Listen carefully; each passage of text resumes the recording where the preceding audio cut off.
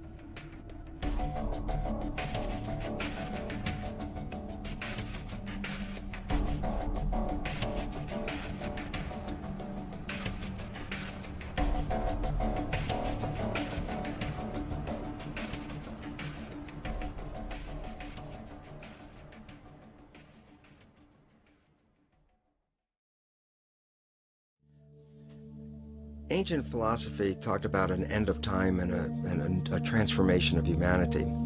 And while they could tell us about when this might occur, they really didn't underline why it would occur. Now we know why we are facing our imminent extinction on this planet and coming to those prophecies and making them real. And that is this.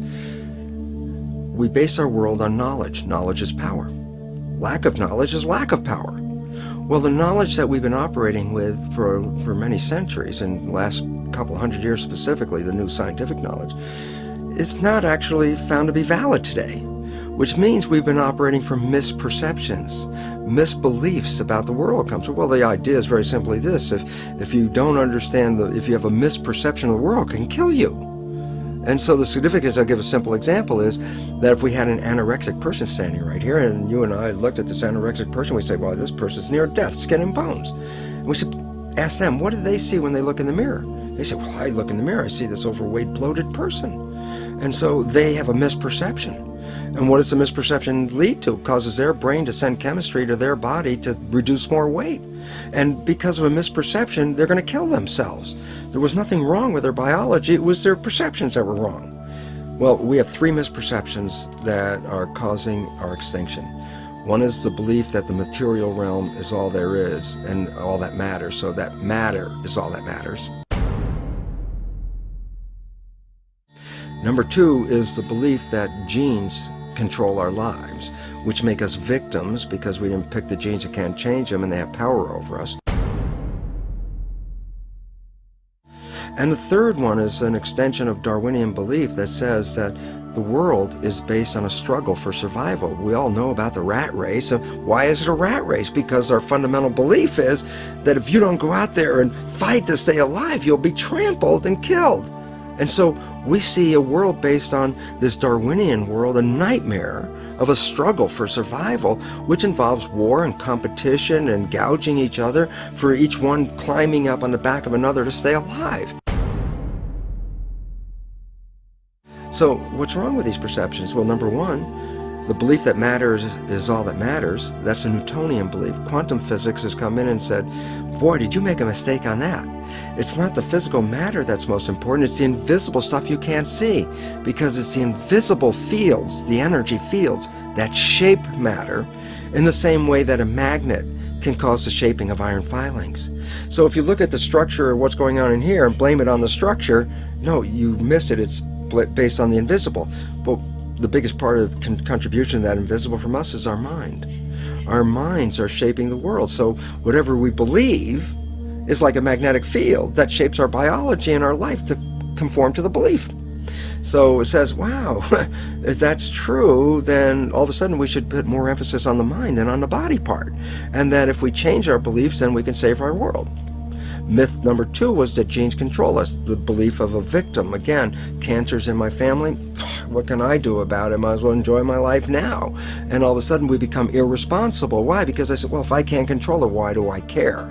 And then irresponsible nature leads us to the extinction as well. The new science says, no, genes don't control your life, your mind controls your life. That your mind acting through a new thing called epigenetic control, a new mechanism by which the environment or the perception of the environment controls our genetics, is what controls our heredity. And all of a sudden it says, well, then it means if you change your mind or your perception, then you change your biology. And the answer is absolutely. So you're a master of your life rather than a victim. And the third one that says, get all the matter you can, take it from the earth, rape the planet, gather it all in your yard because that's a measure of your success. Turns out, no, it's not. And the competition you use to gather all this matter is actually now found to be destructive, because evolution is based on a cooperation. When we look into the biosphere, it's all a balanced, harmonious community except for us, because our belief says it's a struggle. The plants and the animals behind me, they look at it as this is a garden for them. We're the only ones that are out of the garden by a misperception. Since perception controls life and misperceptions can kill you, then you recognize the fundamental misperceptions on which we base our civilization are the destructive elements leading to our extinction. And when the new beliefs come into the public, civilization will take a radical turn and move off into a new situation of thriving and harmony and holism. That's the dimension that we're going to. This is the end of the civilization of the old beliefs and the transition into the new one. It's really interesting when we look at the world right now. It's in crisis, and that really promotes a lot of fear, which then creates a worse situation, because then we get into protection, shut ourselves down. So I think we should look at what's really going on in a different understanding. Cells are like people, and you have 50 trillion cells in you, so you have 50 trillion citizens, people inside of you. But imagine you were inside a caterpillar, and you were in there with millions and millions of other cells, and all the cells have jobs: digestion, respiration, muscle cells doing their thing. Everybody's got a job. Caterpillar's growing. Everybody every day at the end of the day go, wow, man, we were working today. This thing is building. The caterpillar's getting bigger and bigger. The economy in that caterpillar's growing. So you as cells inside, you don't see the outside world, you see the inside world of your universe of cells as workers and all that. And you're looking around saying, yeah, system is growing, economy's great, everything's wonderful. Then there's a point where the caterpillar reaches a certain size and things start to slow down. And all of a sudden when things start to slow down, there's like more cells than necessary for the jobs. Cells start getting laid off. Actually, what's happened. And many cells in this fear state actually commit suicide, which in biology is called apoptosis. They actually commit suicide because they look around going, oh, the thing's falling apart. Everybody's losing their work. That seems like it's coming to an end. And while everybody's in that panic fear, there are other individual cells in there that are not panicked. These other cells, genetically identical, but have a different vision. And they're called imaginal cells. That's the name of them. And these imaginal cells, they're in the midst of all this falling apart of their civilization, are looking and say, there's something better and more beautiful in front of us. They're the ones that create the butterfly. So from the same population that's going down with the caterpillar, many of these imaginal cells, which are the equivalent of cultural creatives, have a new vision for the civilization, saying, wait, restructure this thing. We can restructure this. We can make something far better. What's happening in the world today is the end of the caterpillar. And the imaginal cells are making themselves known with new ideas, new visions, and new ways out, because there is a far better way out. It's not the end at all.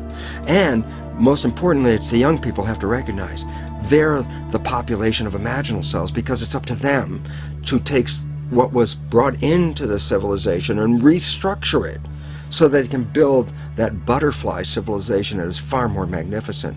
So rather than looking at fear, right now, look at this as the moment of opportunity, because there's something so much better on the horizon, but we can only get there by eliminating the structure as it is now, because the structure as it is now is providing for our extinction.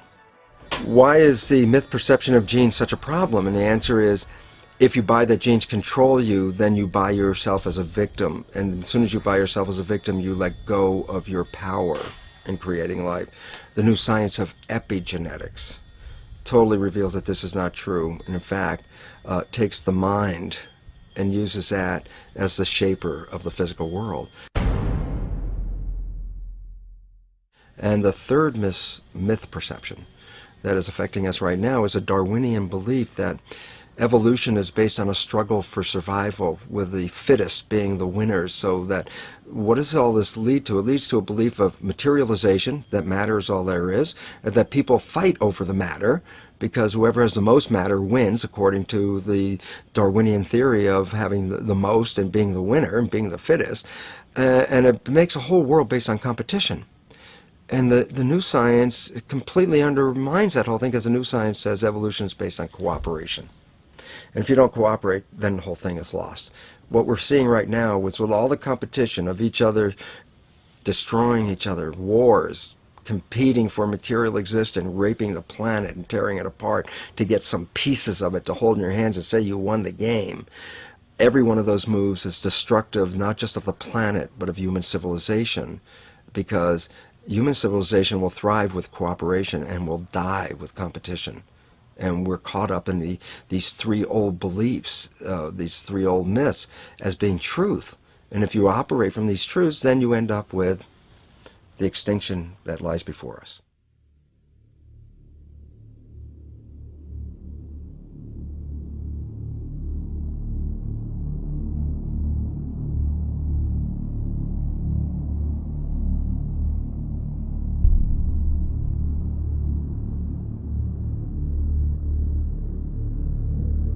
Nice to see you, Michael. Good to be here, Gary. This, I believe, calls into question Darwinian's theory of evolution.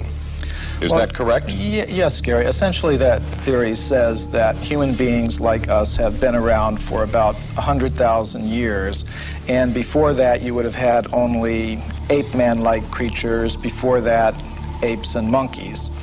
What we found, however, when we looked into the entire history of archaeology, my co-author and I did 8 years of research. We looked at every archaeological discovery that's ever been made, and what we found is that there are hundreds of such discoveries that indicate human beings like ourselves have been around for literally millions of years. You know, we had to do 8 years of research, translate papers from German, Russian. You referred to in India the Vedic literature? Well, yes, I was saying in the beginning that we do take our inspiration from these ancient Sanskrit writings of India.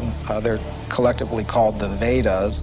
Among them are the Puranas. Purana is a Sanskrit word. It means history.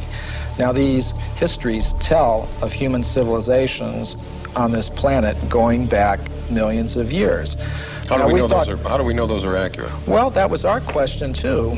Richard Thompson and I, we thought, well, if there's any accuracy to those statements, there must be some factual evidence to back them up. Now, when we looked in the current textbooks, of course, we didn't find any such evidence, but we thought, well, let's look a little bit further. And as I said, that led to an 8-year research program where we investigated every archaeological discovery ever made. And what we found is that, practically speaking, archaeologists and anthropologists have buried almost as much evidence as they've dug up. In other words... Or perhaps overlooked? Cast aside? Well, yes, cast aside. And there have been some outright cases of suppression where people who have reported such things have had their careers ruined. We should never, I don't think, be afraid to investigate opposing points of view. This human person who looked like us, existed millions of years ago, did not evolve from an ape, as we are led to believe in the Darwin theory. Why has this evidence been suppressed, and what kind of evidence have you found to support this? Well, I'll give you a very good example. Now, one example from historical times is during the California gold rush days, miners were digging tunnels thousands of feet into the sides of mountains. Now, the rock in these mountains is over 10 million years old. So when they were digging these tunnels, they were finding human skeletons, they were finding stone spear points, they were finding mortars and pestles, hundreds of them at dozens of locations. Now, all these were gathered together, reported to the scientific world by J.D. Whitney, who was the state geologist of California. And he published a massive book about them by Harvard University. Harvard University was the publisher. Now, what happened to these artifacts? Why aren't they on display in museums? Why aren't our children taught about them in schools? There was a very powerful anthropologist at the Smithsonian Institution named William H. Holmes. And he said to Whitney, you, Dr. Whitney, if you had understood the theory of human evolution as we understand it today, you would have hesitated to announce your conclusion, namely that human beings existed millions of years ago, despite the imposing array of facts with which you were confronted. In other words, simply because the facts didn't fit the theory, the facts had to go, and so did Professor Whitney. But back then I would imagine that they did not have the scientific procedures to identify the exact age of bones and matter that we have today. So can you be confident that this researcher was able to give a time for these bones that were found? Yes, we checked with the modern geologists about the age of the deposits. Now, these things continue to be discovered today, for example. And a vast amount of evidence showing that human beings like ourselves have been around for millions of years has been systematically suppressed. And I can give you some examples. For example, in 1979, Mary Leakey, who's one of the most famous archaeologists of this century, discovered in Africa completely modern human footprints, no different from the footprints that you or I would make on a beach today. Now, the thing about these footprints is they were found in rock that was dated 3.6 million years old. And that throws out completely any idea of human origins that's current today. Why would anyone want information like that suppressed? What possible advantage would there be in that? Well, power, prestige, money, there's a lot riding on it. If even one of the hundreds of cases that we document were found to be true, accepted, that would mean that everything we've been told about human origins and antiquity for the past 150 years is simply not true. And I don't think that the current establishment is ready to admit that.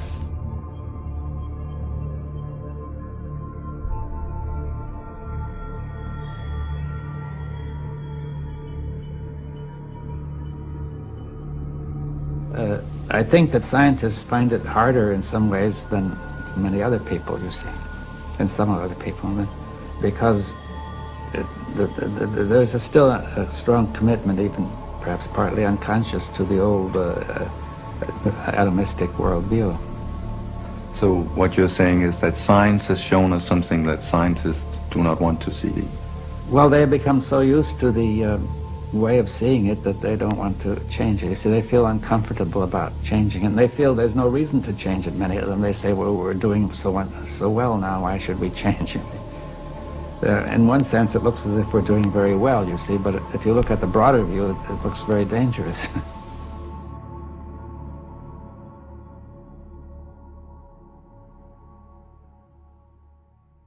In the 1840s, there was a scientific magazine called The Geologist, and it reported that in Macoupin County, Illinois, which is right here in North America, in the United States, a human skeleton, just like ours, had been uncovered in a coal mine, in solid coal 90 feet deep underneath the ground. Now, Richard Thompson and I were able to discover from the reports exactly where that occurred. And we talked to the Geological Survey of the state of Illinois, and we asked them, well, how old is the coal there? And it turned out it was 300 million years old, which means it's older than the Jurassic, you know, that word that everybody knows now, that refers to the dinosaurs. In other words, it was older than the age of the dinosaurs. Wow. Okay, so that throws a whole new spin on it.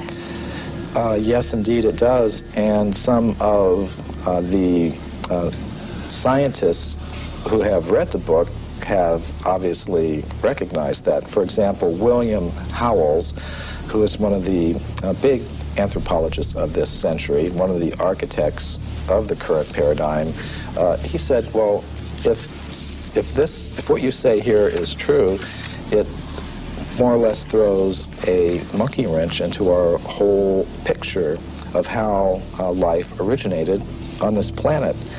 And I think it does. Something you alluded to a few moments ago I want to bring up again. You talked about man coexisting with apes and coexisting with another kind of ape-man creature, and you again mentioned North America, and I think, of course, there's always been a lot of interest in Bigfoot, which is essentially where this is coming from. Some of the information that you brought forward is that this is just a descendant of this same wild man creature that was existing years ago. That's a distinct possibility. Now, when I first heard about this subject, I was extremely skeptical, but what turned me around is when I began to read reports about these creatures by very well-respected anthropologists. For example, Grover S. Krantz, who's at the University of Washington, up in the Northwest. He has extensively studied the footprints of these creatures, and he says they're biologically convincing.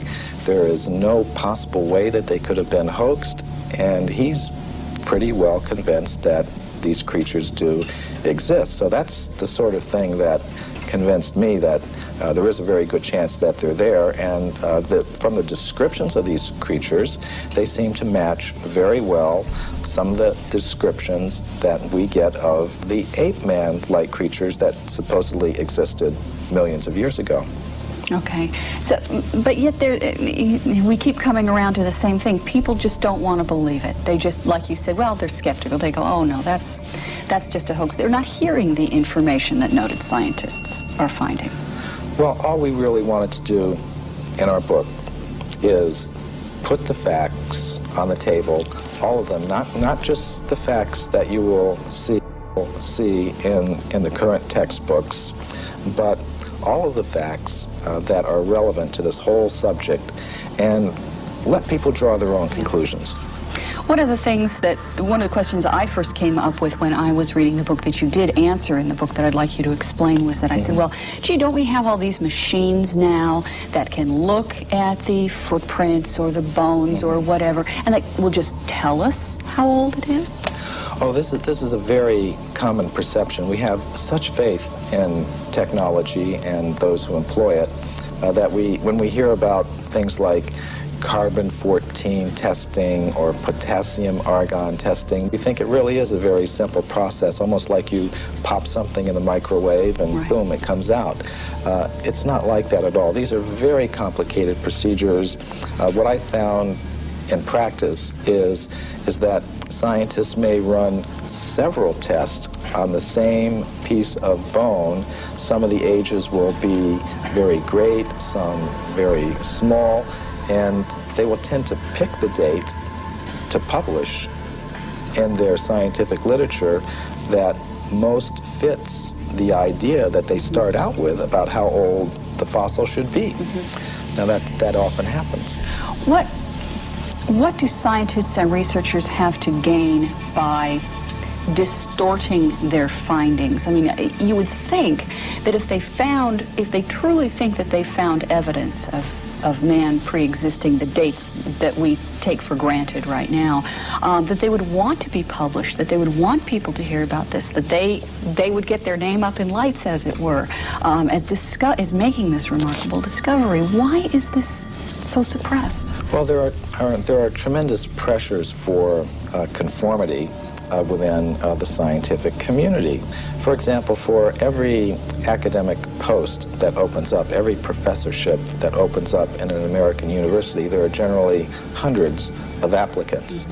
And it does not help your reputation if you go reporting things that should not be reported. It could be very bad for one's reputation. And in our book, we document several cases of that. For example, Virginia Steen McIntyre. She's a geologist who I personally know. She lives in Colorado now. She went to Mexico in the 1970s, and she was a geologist with the U.S. Geological Survey. She dated a site there where some human artifacts have been found at 300,000 years. All her test results show that that was the age of that site. But because that went against the dominant idea that human beings have only been in North America for 30,000 years, she said she was not able to get the report published. She was labeled a publicity seeker and a maverick in her community of scholars, and she said she eventually lost a professorship that she held at an American university because of this, and hasn't been able to work as a geologist since. Now, this is not the normal picture that we have of how science works, but unfortunately, these are the sorts of things that can happen, and these are the sorts of pressures that can be applied in order to keep a certain view intact.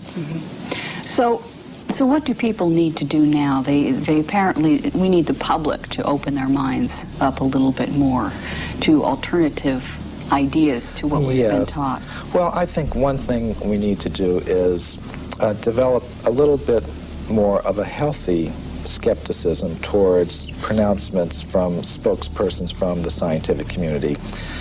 Just as we've learned not to accept without question every pronouncement that may come from the press secretary of a politician or the public relations office of a corporation. We may want to dig a little further, keep an open mind, have some healthy skepticism, and I think perhaps we've placed spokespersons from the scientific community on a little bit of a pedestal, and we may need to give them the same sort of treatment that we would give to spokespersons from other other groups in society. Let's just put the facts on the table and look at them and see how they've been dealt with. It shouldn't matter, what your motive is. It's like bowling. If you bowl a strike, who cares if you're doing it for this reason or another? I mean, facts are facts. Now, the facts that we've uncovered... Well, we know statistics can be distorted for whichever way someone wants them to be distorted. We know that. Right. You and I could take the same statistic and change it around and make it look different. So let's look at them. You have talked in terms of the fact that scientists don't cheat. That's a myth. You say there's actual cheating going on. Oh, that's very well documented. For example, the Piltdown case is a very famous case that documents that. Now, what that has to do with is early in this century, there was a purported discovery of an ape man in England based on a skull and a jawbone. And this Piltdown ape man, was in the science textbooks for about 40 years. And then suddenly it was revealed that the British Museum had tested these fossils and determined that it was a very elaborate hoax. And many people have speculated about the identity of the person who was the hoaxer, and practically all of them center on different scientists in England, such as Sir Grafton Elliott Smith or Sir Arthur Smith Woodward, all very well-established scientists in England, because only somebody who knew the scientific method very well could have prepared these fossils in such a way that they would have fooled the scientific community all around the world for 40 or 50 years. So some scientist who wanted to perhaps give some evidence in favor of evolution, because there's not very much of it, invented this ape man, and in a very sophisticated way, cheated, literally. And this is admitted by the scientists themselves. And there are more examples I could give. Evidence that goes against human evolution is reported only by crackpots. Now this is one of the standard techniques that the scientific community tries to use against anybody that reports something that goes against their ideas. They try to label them in a derogatory way without actually discussing the facts. And I think we've all had experience of that. But the real facts is that actual scientists have, over the past 150 years, reported many astounding facts that go against the theory of evolution. And the present scientific community doesn't want people to know that. They want to promote the idea that anybody that's against evolution is somehow or other a religious fanatic, a crackpot, but it's simply not true. And I've personally met scientists who have discovered some of these things, and what happens to them is it's very unfair, the treatment to which they are subjected. We're going to go to Anton in Brookfield, Wisconsin. Anton, how are you? Fine, thank you. Your comment. I've often wondered how the perfect complementary male-female systems of reproduction could have evolved from unintelligent life forms. You know, Anton, not only is that a good question, but also the point is if evolution occurred, it'd have to be simultaneous evolution of both species at the same time. Right. Because if it took 1 million years for the female to evolve, it would have kind of messed up the whole procreation thing, wouldn't it? Right. That's my question. A good question. Stay right there. Michael Cremo, your response. Well, I would like to put together a book called Darwin's Fairy Tales. And I think that would be one of them.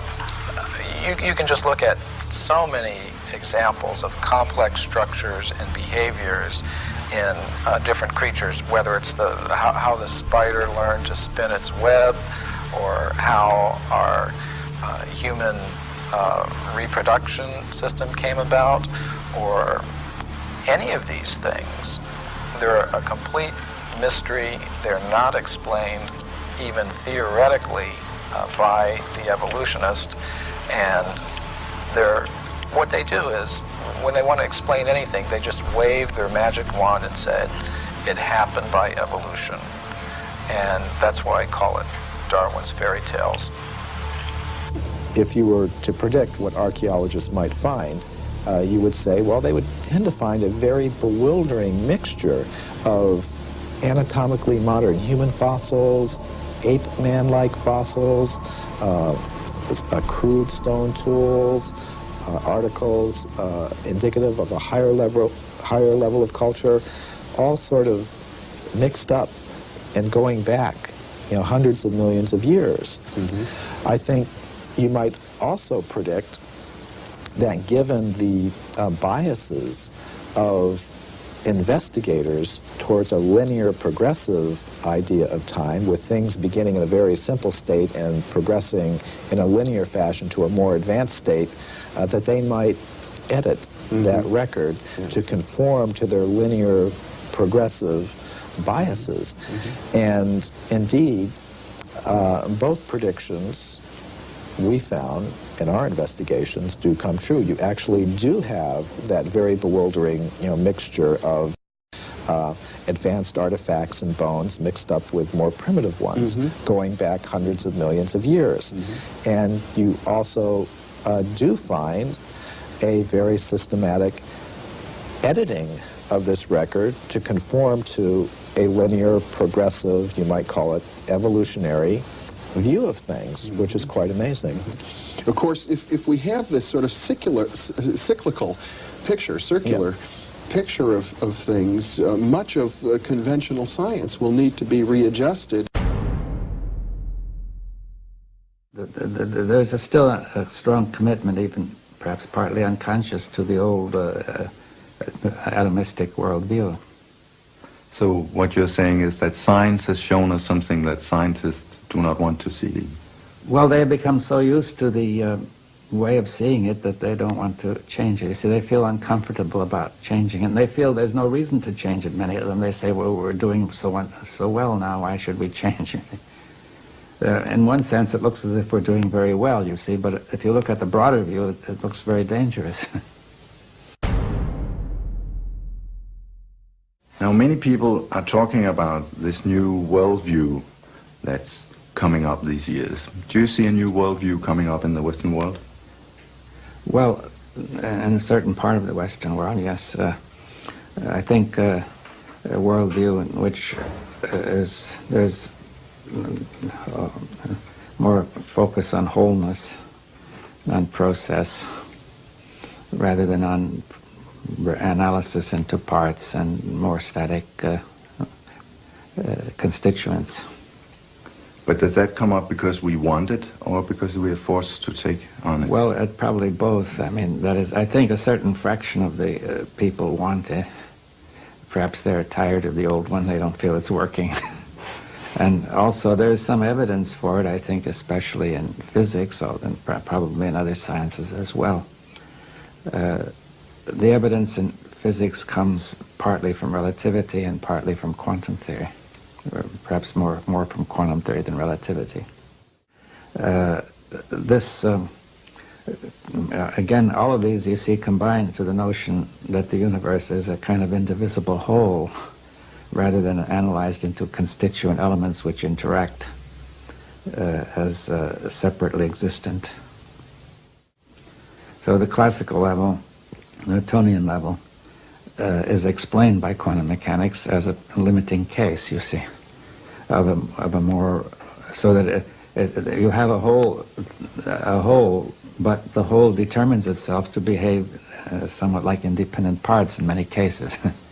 So even whether it's going to be behaving like parts is determined by the whole, right?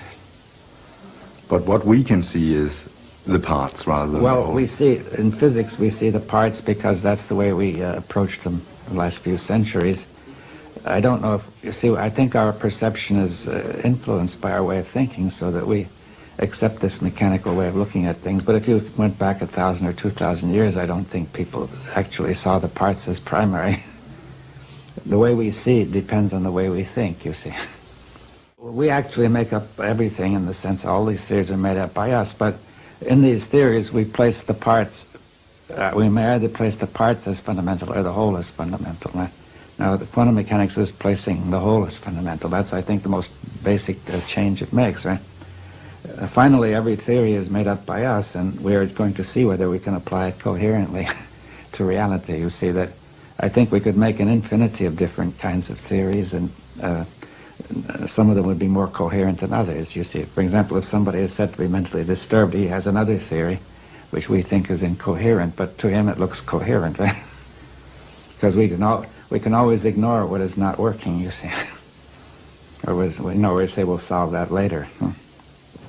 You just said that in reality we make it all up, not just the parts, but also the wholes. Could you explain? Well, I think that's the question. What is the relationship of theory to reality, you see?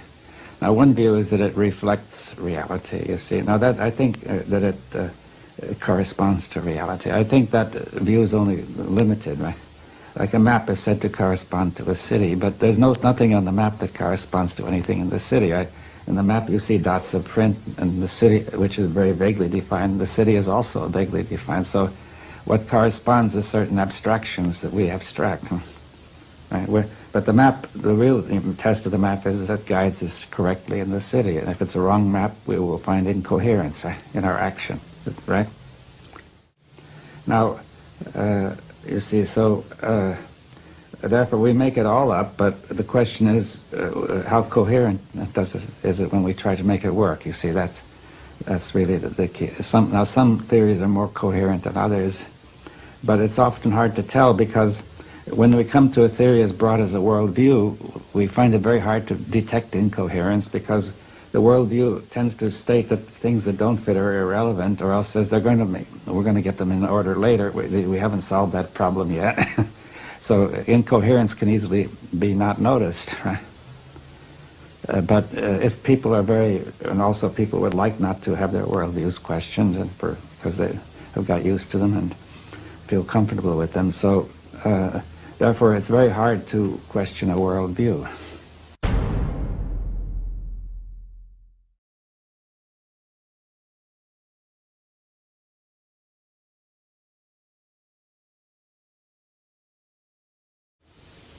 But in effect, that's what you are doing. Yeah. And in effect, you are questioning the whole Western worldview. Yes. Well,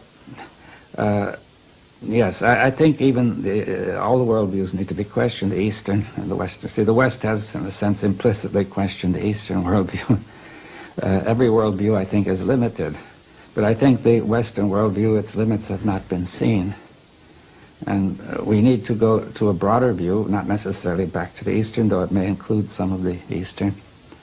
But I think we need a kind of dialogue of these worldviews to go to something beyond, right? Where do you see the limits of the Western worldview? Well, just in the way of saying that it focuses too much on analysis, and it tends to lead to fragmentation, you see. Now, what I mean by fragmentation is not just division, distinction, but because the parts in the whole are correlative concepts, you see. A part is a part only because it's part of a whole, like a machine or a watch, right? Now, a fragment is something it means break it up, you see. That's the root of the word, to smash, right? So if you smashed a watch, you would get fragments. Now, the Western view, it aims at getting the true parts of the universe, but in some ways, perhaps it gets fragments, not to some extent in physics, but much more so in fields like biology, psychology, sociology, and so on. Right? But now, if you break it up falsely into fragments, then you have confused. You see, you're going to treat these as separate when they're not, and also you're going to unite what's in the fragment when it's not united, right? So it leads to confusion. So in the West, you tend to confuse the part for the whole and vice versa? Yeah, you get confused about the part and the whole because you take a fragment as an independent whole. But if you take the true whole that includes everything, it would also include you and include your perception of the whole. Yes. So could you ever tell me your way of perceiving the whole to anyone else? Well, we can have a dialogue and so begin to exchange, you see. In other words, I can't tell you unless we're talking together. You see, we have to exchange our views on that, right? And perhaps now, and then there comes the problem that people are ready to listen to somebody else's worldview, you see, seriously, without resistance, you know, without opposition. But I think the observer is an intrinsic part of the whole. That's what quantum mechanics is teaching us too in physics, right? That the observing instrument is just as much part of the whole, and therefore, because of the possibility of these non-local interactions in quantum mechanics, when an observation is made, the two systems are not really distinct, you see. Therefore, they participate in each other, and you cannot therefore get an unambiguous meaning to the measurement, right? The same happens between human beings. You see that if somebody tries to measure somebody else, talk to him, there's a mutual change which makes it impossible to get an unambiguous attribution of qualities. It's not possible to say what David Bohm would have said in another interview. No. Tomorrow at the same time. No, because we're participating together, so what I am is affected by what you're doing and what you are, and vice versa, right? That's exactly the sort of thing that happens in quantum mechanical observations. Okay, if I say then that when I think about the whole and the part, I end up understanding that if you understand the whole, you're not able to tell it to anyone else because then you step out of the whole and become a part. Well, I think there's a kind of communication. See, this is the point about having a different worldview. There is a kind of communication that does not begin by denying wholeness, you see. You see, if we say, here am I and here are you, and then we have already divided it, right? But perhaps we could communicate in the spirit of the whole without assuming that division, right? See, we're not trying to tell, that means I'm not trying to tell you what I think, you not trying to tell me, but rather together we are trying to discover how we're going to think together. Do you see the difference?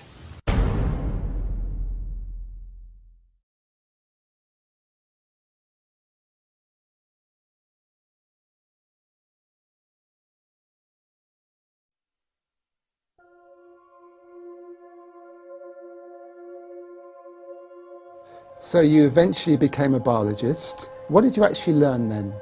Well, it was interesting because I became a biologist, a developmental cellular biologist. I'm working on cells, of course, and in my graduate work I was cloning stem cells. And it's interesting because a lot of people think stem cells are something brand new that just came into this world recently, and the fact was I was cloning stem cells back in 1967, 40 years ago.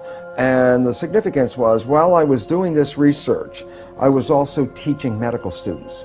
So I was teaching medical students the foundation of how cells work, the conventional story out of the textbook, genes control life, what we call the genetic determinism, the belief that genes control your traits, behavior, your physical characteristics, etc.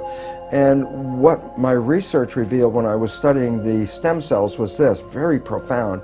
I put one stem cell in a petri dish all by itself, and it would divide every 10 to 12 hours. So it'd be 2, 4, 8, 16 cells, 32 cells.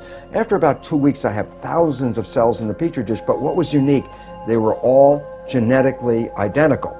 But then I did the experiment. The experiment was to take some cells out of the dish and put them into a separate dish with a different environment. Okay. And so the environment is a culture medium, but the culture medium to cells is like the world that we live in. It's got the air, the water, the food, all the things in it. So I take the cells out of my stem cell dish, put them in a separate dish with a different environment, and the cells form muscle. But then I went back to the same dish with genetically identical cells in it and took some cells out and put them in a different environment, and they form bone. And then I went back to the same dish with genetically identical cells and put them in a third petri dish with a different environment, and they form fat cells. And there I was confronted with this reality. All the cells are genetically identical, but they had different fate, fat, muscle, bone. And I said, simple question, what controls the fate of cells? And the answer is the environment. It was the only thing that was different because they were all genetically identical. So I started to really say, oh my goodness, here I am teaching genes control life, to the medical students. And yet the cells were revealing to me that, hey, they all had the same genes, but it was the environment that I put them in. And so the environment controlled their life. And a very simple experiment that is very profound for us today is, if I took my dish with plastic petri dish with cells in it and moved it from a healthy environment to a less than healthy environment, the cells get sick. And if I were a doctor of cells, you might say, well, what kind of drugs would you give these cells? And it turns out, no, you don't give the cells any drugs. You just take the dish from the bad environment, put it back into a good environment, and the cells will innately, naturally come back to health again. So how did this realization impact you at the time? Because you were teaching something completely different. Yes. You did this experiment and you realized what you were teaching wasn't the full truth. Oh, absolutely. And then I had a problem with my colleagues because, first of all, they doubted my work, and then I brought them into the experiments and I had them observe them, watch them, and they all said, wow, yeah, the environment controls the cells. But they wanted to marginalize it, so they would say, oh, that's an exception or an anomaly because we're teaching genetic control. It didn't fit the story.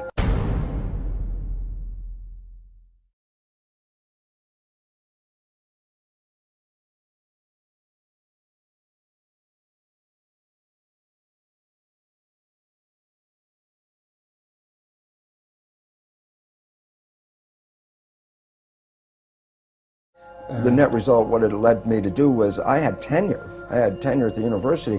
I walked out of the university and said, look, I can't keep my integrity and at the same time teach something I know was patently wrong. So I walked out because I saw that teaching the belief that genes control life was very, very incorrect. And it's very interesting because I did that in 1970. Now that's like 40 years ago. And guess what? The new science that is just coming into the forefront of our world today is something called epigenetic control. What I was teaching was genetic control by genes. The new science, which is now coming around, is called epigenetic control. And what that means, you understand the prefix epi means above. So you say epidermis, that means the layer above the dermis, skin. If I say epigenetic control, literally it says control above the genes. And this is the new science. And why is it profound? Because when you teach genetic control, you teach victimization. You didn't pick the genes as far as we know. The genes control your traits. You can't change the genes, so you become victimized by your heredity. And the new science, epigenetic control, reveals how your response to the environment, as you change your response to the environment, you change the fate of your cells, just like in the Petri dish. That makes you a master, because you're the one that has the opportunity to change your perception and response, so therefore you're the one that controls your genes. But it took you some time, didn't it, to actually incorporate that in your life? Because I know in the Biology of Belief, your book, you talk about you went through a very unhappy period. Yes. Your father was dying of cancer. You had a very messy divorce from your first wife, and you weren't happy. And you thought at that point that actually your genes did influence, and you had unhappy genes, and it took you some time to actually realize that in your life you could change things. Yeah, it was very interesting because, again, I was still coming from the programs of my own deep beliefs, which I got from childhood on, about genetic control. And yet, it was funny because I was at that point also going out and beginning to talk to people about this new science, about if you understand what I'm talking about, you can create this fabulous life. And it was fun because in the beginning I would try to get people together and I'd tell them, you can create this fabulous life, and they'd sit at me and look and go, you know, Lipton, for a guy who says you can create a life with this stuff, your life doesn't look that good. And essentially I almost said, fortunately I didn't say the words, but I essentially said, well, do as I say, not as I do. And that was the opening point that said, oh my God, I can't just talk about the academics of the new science. To make it work, you actually have to apply the principles of the new science. And that was a change point in my life where I said, well, I'm not going to lecture on this unless I verify to myself that by influencing my personal beliefs and attitudes and things that I can change my biology. And it was wonderful because it only took just a short time to realize how I manifest profound changes in my life by taking in the understanding that how I see the world, my perceptions, control not just my internal biology and my genetics and behavior, but it controls how I create in the world around me. So I went from a world of almost self-destruction into this world of more mastery. And the most exciting thing is I found since that time that I absolutely live in heaven, because I've created a life. But let's look at practically how you did that, just so people pick up a few clues.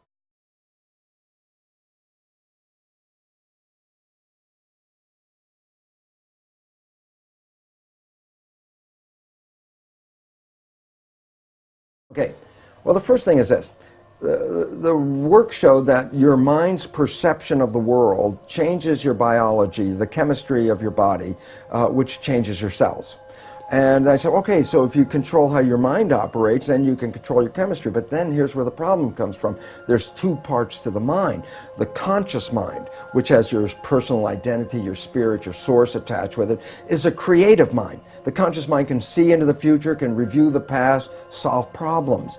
The subconscious mind, the other mind, is more of a habit mind. That's when you learn how to do something, and once you learn how to do it, you don't have to think about it, it's automatic.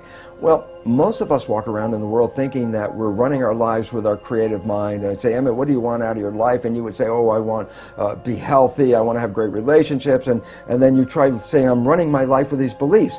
But science has now revealed that we only run our lives with our conscious mind at most about 5% of the time. So we're running on these subconscious programs. 95% of the time. Okay. And then the issue is, so where'd you get the fundamental programs that you operate from? And here's the thing I learned is that it's in the first 6 years of our lives that the brain is in a functional state, an EEG state, the electrical activity, that is not even in consciousness. A child doesn't even reach conscious brain function until about 6. So the first 6 years of your life, your brain function is lower frequency. It's called theta, which is like a hypnagogic trance, a hypnosis. So the first 6 years of your life, you're like a television camera, recording everything around you, everything you observe, just going in from your observations into your programming. So we acquire beliefs and attitudes and behaviors, not from ourselves, but from our parents and our family and our community. These become the fundamental beliefs. A very interesting point. The Jesuits were very proud. They would say, give me a child until it's 6 or 7 and it will belong to the church for the rest of its life. What they were saying was what they knew, which science is now finding out. The first 6 years are programming.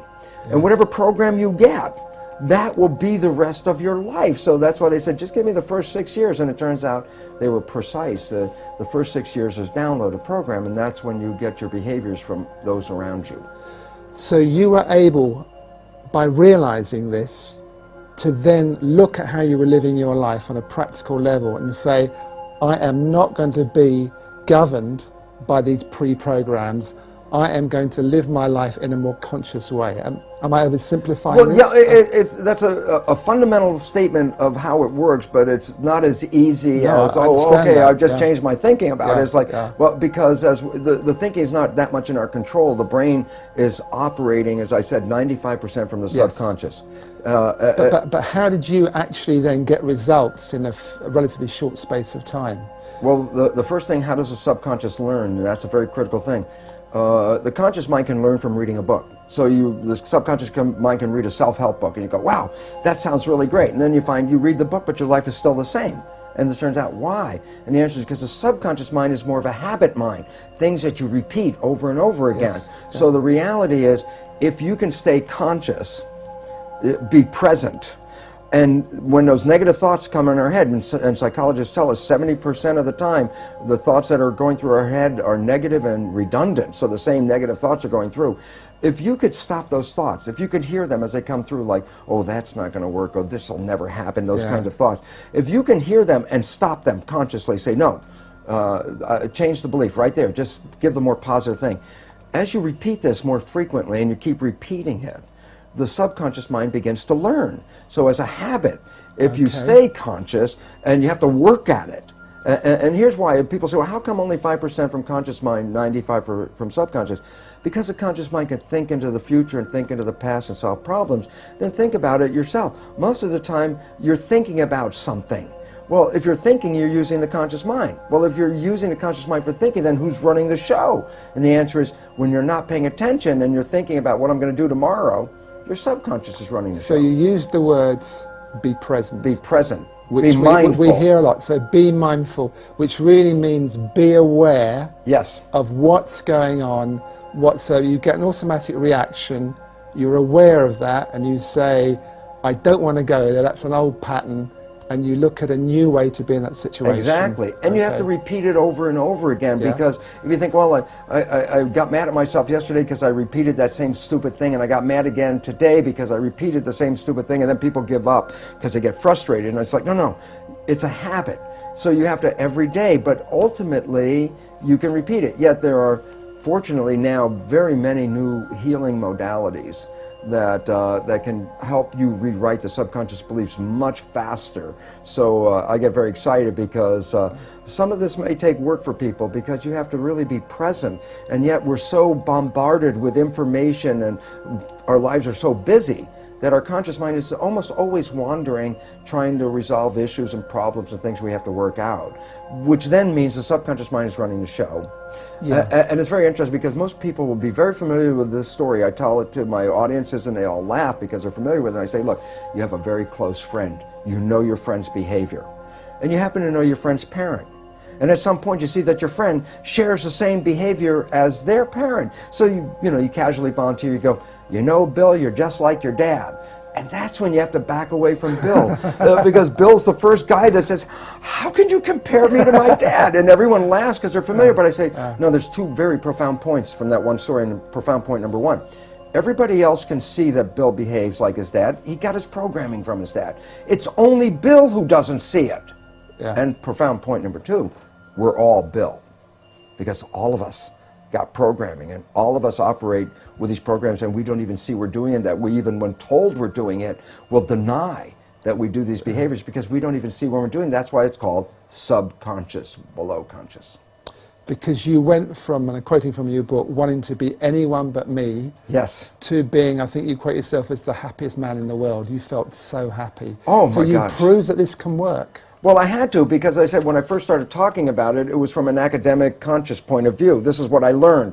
But my subconscious programs are still exactly the same. So while I had this wonderful knowledge, my life still wasn't anything I wanted to brag about it, because it wasn't. And as you know, that old game, well, who would you like to be? And I could think of anybody I'd rather be than me. And yet, when I started to apply the new science and rewrite the subconscious so it supported me rather than the programs of limitation or disempowerment that we get from our parents and our community as children, which almost all of us get, when I put in the new programs, all of a sudden I started to find, my goodness, my life completely turned around. All wonderful things started happening in my life. I was healthier. I haven't been to a doctor in 20 years. I don't need that. I don't take any of their drugs. Why? Because most of the illness is just from the stress of not living in harmony. And when you learn to get rid of the limiting programs that we got as children and put in programs that support you, guess what? Then all of a sudden the place turns into heaven. And it's interesting, people, I tell people, well, you create your own life, and then they look around and go, I don't want responsibility for this, but I say, well, you didn't know you were creating with these unconscious beliefs.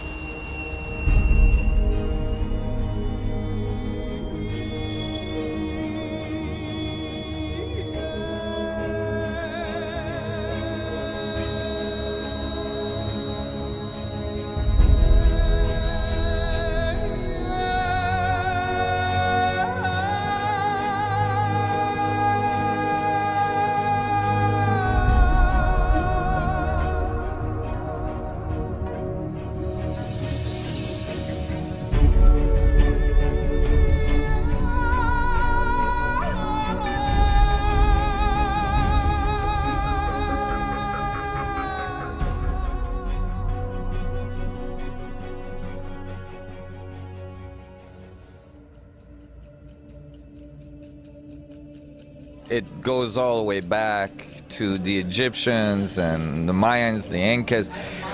There's a lot of evidence that there was society on this planet prior to our written history, prior to what we know.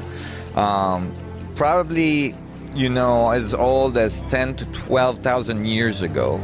And that would have been the end of their cycle. That was very advanced, and that knew of that energy, and that knew how to use it. And there's evidence of their passage. And this evidence is very, very prominent, meaning we're talking not just legends and text, but as well huge construction, huge buildings that are found all around the world, that many of them defy anything we could build today with our most advanced technology. And that's like straight up facts. You can do the math. And and so there's a lot of evidence that there was something very powerful, very advanced going on our planet very, very long time ago, and that we lost that knowledge. And we're supposed to believe that Stone Age people, using fiber ropes and stone tools, did this. Who are they kidding themselves?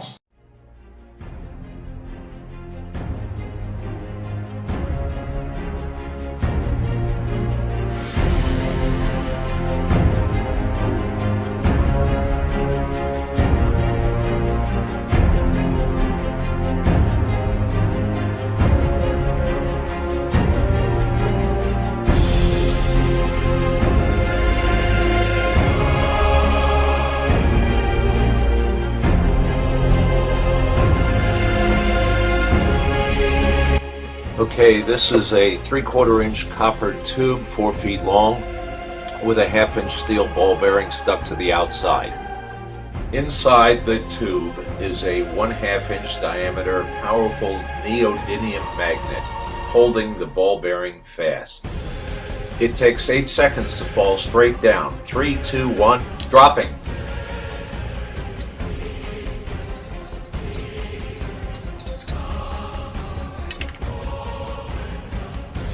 By contrast, here is the vertical fall with just the steel ball bearing through the tube. 3, 2, 1, release. Anti-gravity machine. And look, it's not attracted. It's just weird stuff, eddy currents.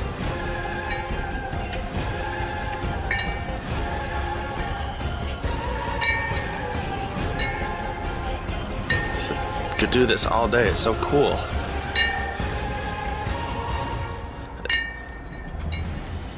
All right, see? Neodymium magnet, copper pipe, thick wall, type K.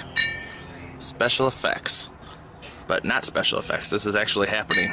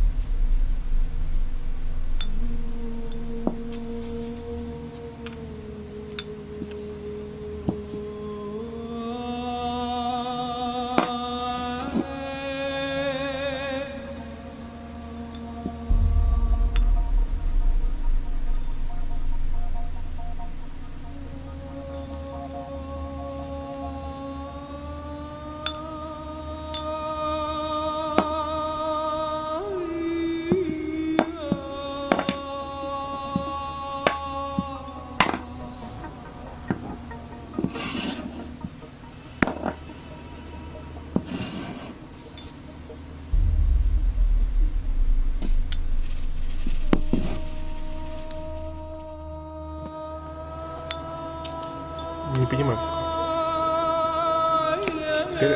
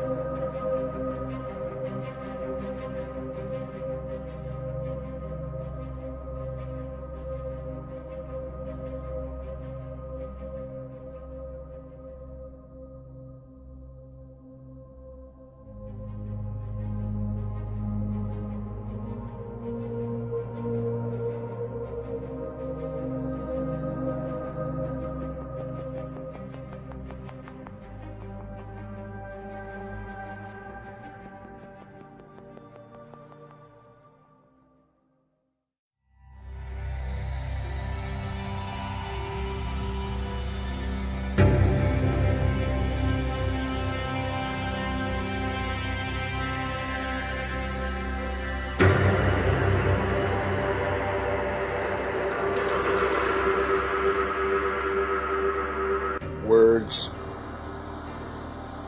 original thoughts pertaining to science. And today's science seems to be the go-to man for all the answers. But science is limited in those answers that it can present. Science deals with physical facts. And as we know, or I hope you know, that the world is based on spiritual realities. And those physical facts will always be subservient to the spiritual realities. So science is really limited in the sense that it's not the leader, it's the follower. And then when we put science in that perspective,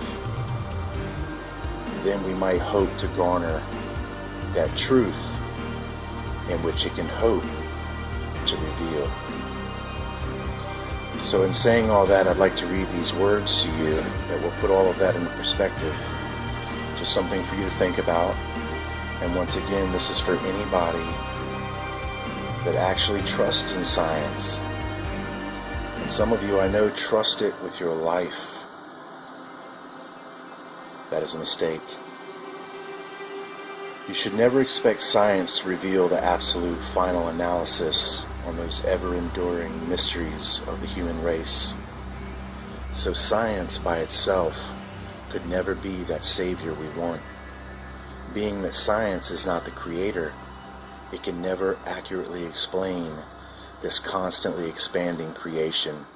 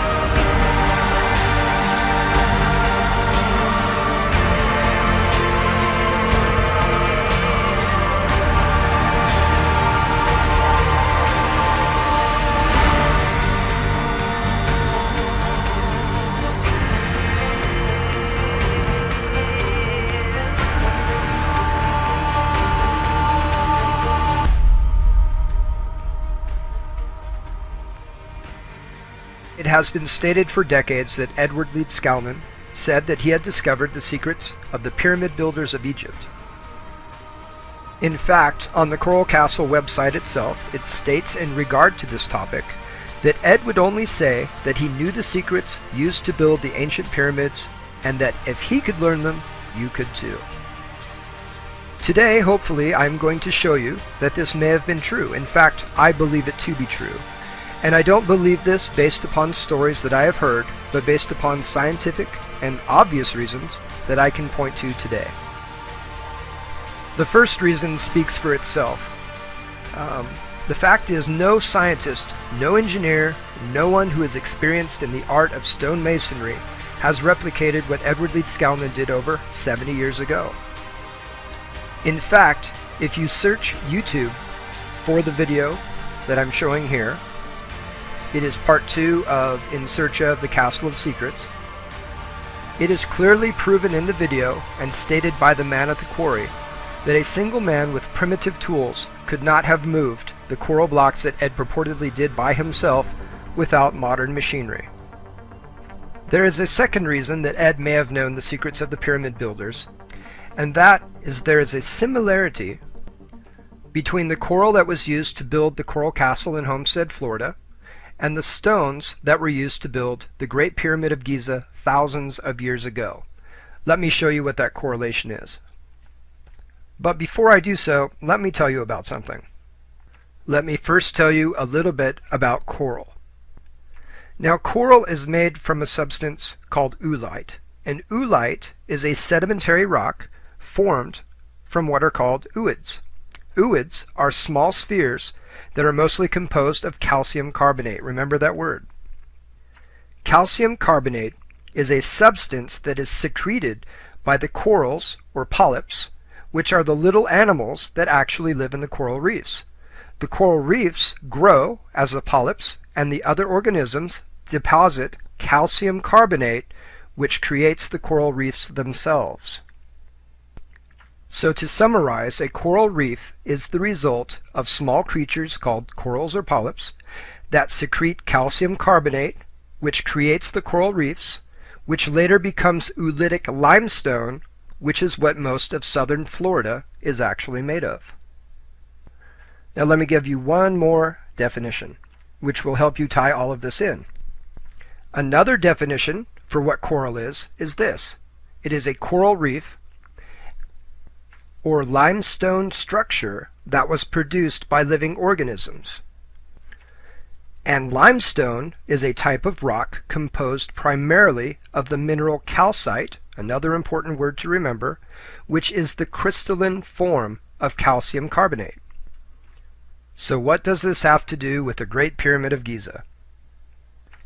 The Great Pyramid of Giza was built with an estimated 2.3 million limestone blocks composed primarily of the mineral calcite, the crystalline form of calcium carbonate, which is the same material that makes up coral. So there is our connection. The oolitic limestone, the coral that Ed Leeds Skalman used to build his coral castle, is made up of the same skeletal coral structures that the limestone at the Great Pyramids of Giza was made from. The stones, though given different names, are in composition absolutely identical. So then you may ask, what does this have to do with understanding the secrets of the pyramid builders? What can the similarities between the constitutions of both coral and limestone have to do with his ability to move 1,100 tons of coral without the aid of modern machinery? It has to do with its crystalline structure. Earlier I had mentioned that both coral and limestone share a common mineral. It is called calcite. Calcite, the crystalline form of calcium carbonate, is the primary component of both coral and limestone. Calcite is part of what is called the trigonal crystal system, and within this system is what is called a hexagonal lattice.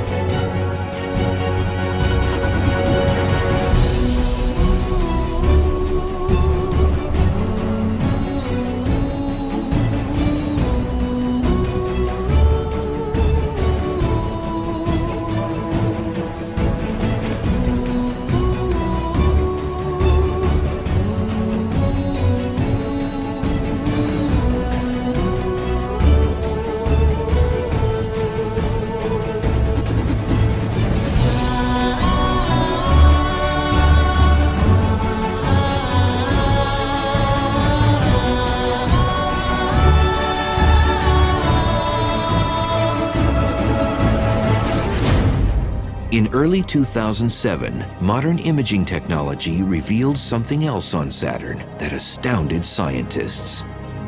We see it very, very intensely now.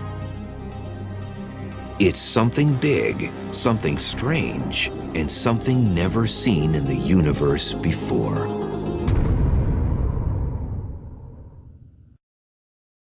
Saturn, the solar system's most bizarre yet beautiful planet, has just gotten even more mysterious. In 1979, the Voyager spacecraft showed a perfect geometric form over the North Pole. In October 2006, the Cassini craft found that it is still there. It's just bizarre, and it sits there kind of still. It doesn't move with the planet. The pole, there's a hexagonal feature, a six-sided polygon that encircles the pole at about 78 degrees north latitude. And it's sitting there as a set feature.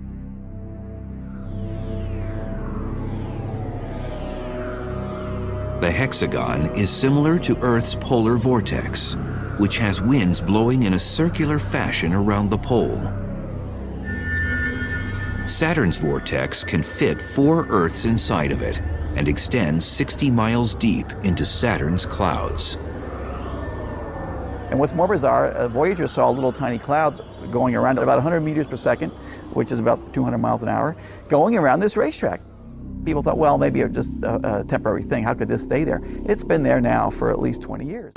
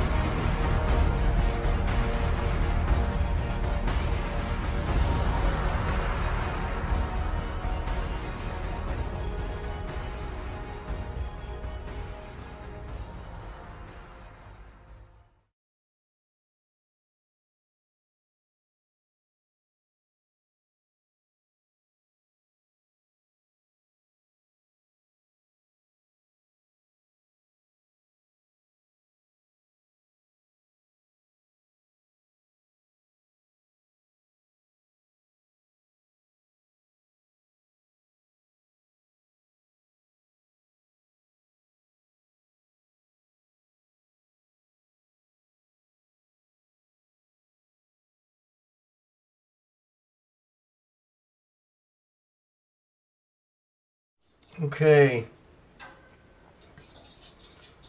I want to read this to you. This is from that hurricane.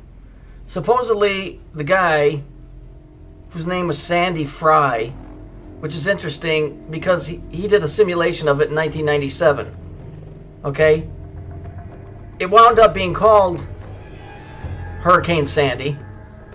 But then when we read this underneath, it says, these texts were used as a drill simulation or stimulus.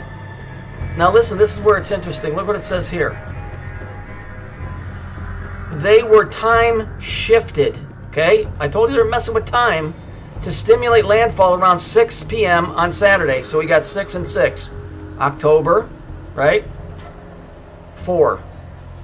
It says working backward from this time, we use these texts to generate and automatically update a World Wide Web. Weka or Set. Set is Egyptian. Okay? And send email to the Westchester Ares. This is an important word right here. Whether you can read this or not, go full screen. ARES, almost like Aryan, right? Races. Email reflector to Fax County Emergency Operation and the National Weather Service. This is getting way out of hand, and I'm going to show you some more stuff here in a second. Just so you get this, this is all utter bullshit. We are being completely fucking screwed here. Completely. I don't believe nothing on the news. Nothing. Okay, let's continue on. Let's see who Ares, because it was Ares/race. Okay? He's a Greek god, okay? Was the Greek god of war. He was one of the 12 Olympiads and the son of Zeus and Hera. He often represents physical or violent aspect of war. Okay?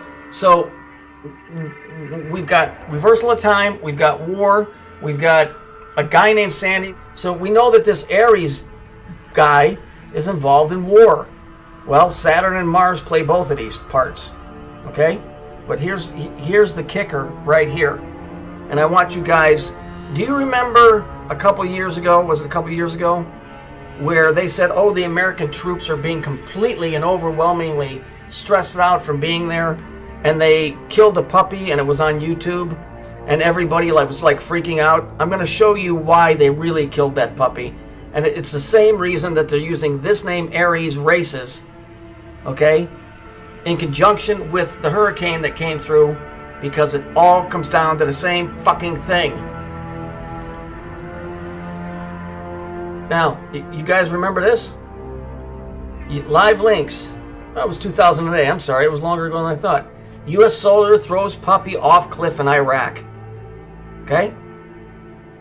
See this here?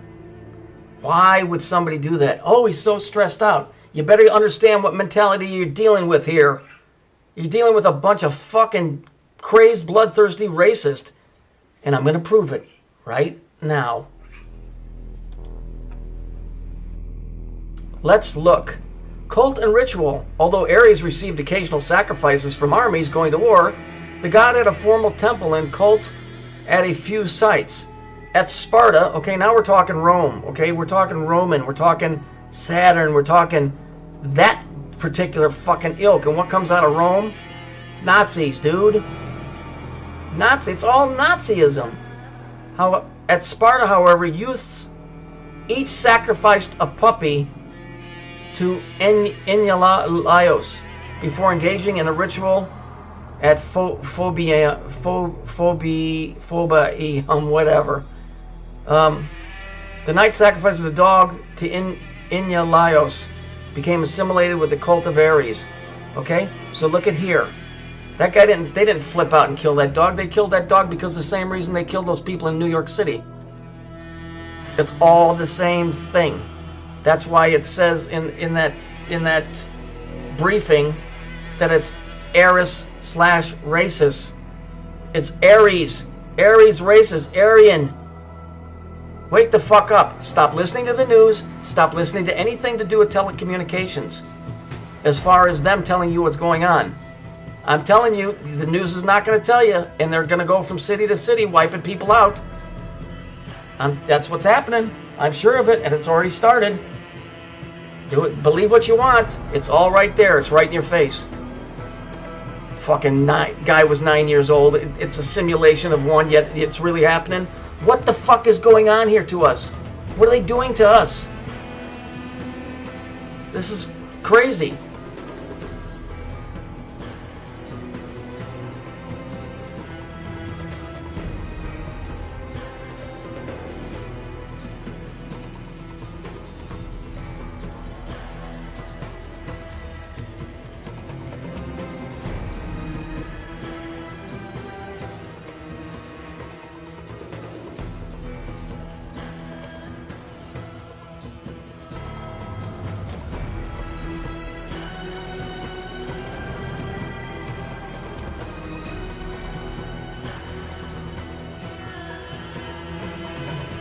Anyway, let's look at this. I think this is from 2000. It's either 2002 or 2006. Bush said this, and I remember a long time looking at this saying there's something really wrong with this. In a 14-minute speech, twice President Bush mentioned and asked the question, does the angel in the whirlwind still direct the storm? Does the angel in the whirlwind still direct the storm? I gotta tell you, it sounds awful suspicious like what happened in New York. Does the angel in the whirlwind still direct the storm, referring to America? Is what I think. And then when I went and I looked it up, you could go look this guy's name up, the second, third, and fourth lines. The fourth quatrain, interesting, 4 cube, which is the statement that contains that the angel in the whirlwind directs the storm and he hurls death. Is that not what we saw in New York? I come off as a hard ass and I scream a lot, and I'm sorry, but I mean, I don't know what to tell you. It's just the times that we live in, and people better start understanding this isn't fairy tale shit. There were people that were in there that were killed by something that wasn't human. And they burned the fucker to the ground. That's how you get rid of the evidence. That was not a storm. Look at the storm pattern. It was going north and then it just made a left. Hurricanes don't do that. They hit the coast and they cartwheel up the coast. Okay, that thing was coming. I told you, Coney 2012. Means knock out New York, and I said over and over again, It was either New York or Chicago. It was New York. So please, pay attention to this stuff. It isn't a joke anymore. It isn't a conspiracy. Fuck 9/11. All 9/11 was telling you that it had begun. 9/11. Revelation 9/11. And they had a king, and he was the king of the bottomless pit, and his name was Abaddon. But in the Greek, his name is Apollyon. Okay? Isn't it interesting that it happened on 9/11? And that it coincides with with Revelations 9/11? Because they're telling you. All you got to do is just think a little bit.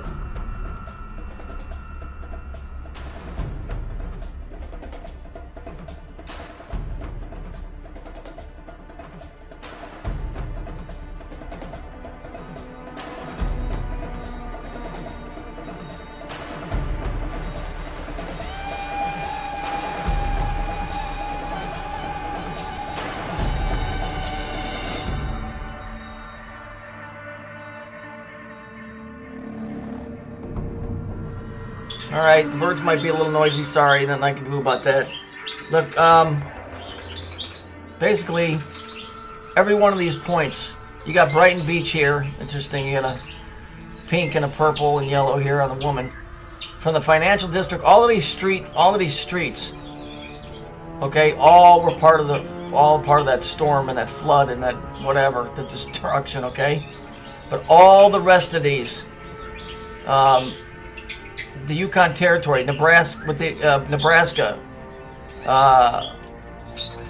Tenafly, New Guinea, Mount Fuji, Las Vegas, every one of those, with the exception of Nebraska, had an earthquake on the 30th, the same time that the storm was going on.